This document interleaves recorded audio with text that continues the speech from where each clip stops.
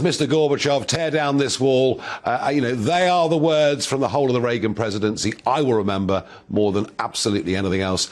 And blow me down. 2 years later, the wall did come down. And Mikhail Gorbachev, who to me was a great international hero, had a vision of a modern Russia that would transform itself into a full modern democracy. Well, sadly, today it has become anything but. And the oddest thing about Gorbachev is, despite the great things that he did, he actually became a somewhat maligned, ignored figure in his own country of Russia. And it's a strange thing in life. Often those that do great things don't get rewarded in their lifetimes for what they've done, but get remembered very well in history. Well, talk about this, and to talk in particular about how the Iron Lady, that was what Mrs. Thatcher was known as, the Iron Lady, standing up to the Soviet Union.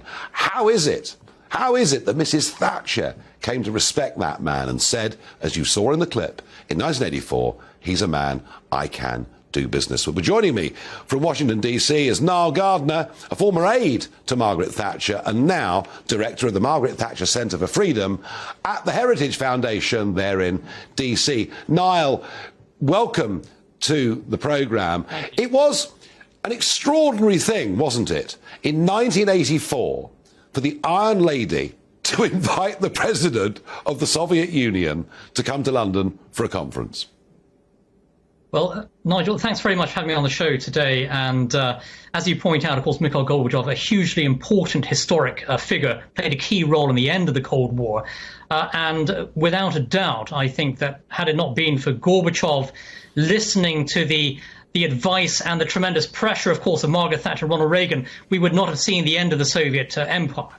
And Margaret Thatcher recognized in Gorbachev, as you pointed out earlier in the clips that you've shown here on GBNews, Margaret Thatcher saw Gorbachev as a figure she could do business with.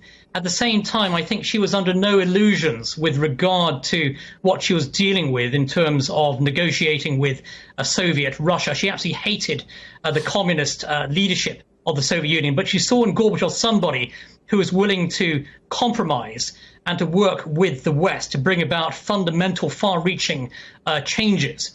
But at the same time, she projected tremendous strength through increasing British defence spending by 25% or so between 1981 and 85. She worked with Ronald Reagan to really stand up to the most monstrously evil empire of our time, the Soviet Empire. So that strength and determination, resolve, I think, placed tremendous pressure upon Gorbachev to do the right thing, and ultimately he did. And certainly, Gorbachev's role in terms of bringing down the Soviet Empire is absolutely vital.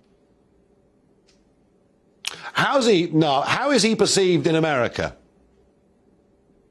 Well, I think that perceptions of Gorbachev certainly mixed. I mean, a huge amount of coverage, of course, in the United States, but he's widely remembered as the man who worked with Ronald Reagan to end the spectre of Soviet communism. And if you look at Ronald Reagan's leadership during the Cold War, it was absolutely incredible. And many Americans would like to see that kind of leadership today. Unfortunately, of course, with Joe Biden, you have completely the opposite. Joe Biden is the antithesis of American leadership on the world stage. But it was Ronald Reagan's strength and determination, together with Margaret Thatcher, that really, I think, led to Gorbachev to implement, perestroika and the changes that we saw there inside the Soviet Union. So a great deal, I think, of analysis, reaction in the United States today to Gorbachev's death, but also, of course, most Americans remembering the great strength and leadership of Ronald Reagan, who played such a pivotal role in the downfall of Soviet communism.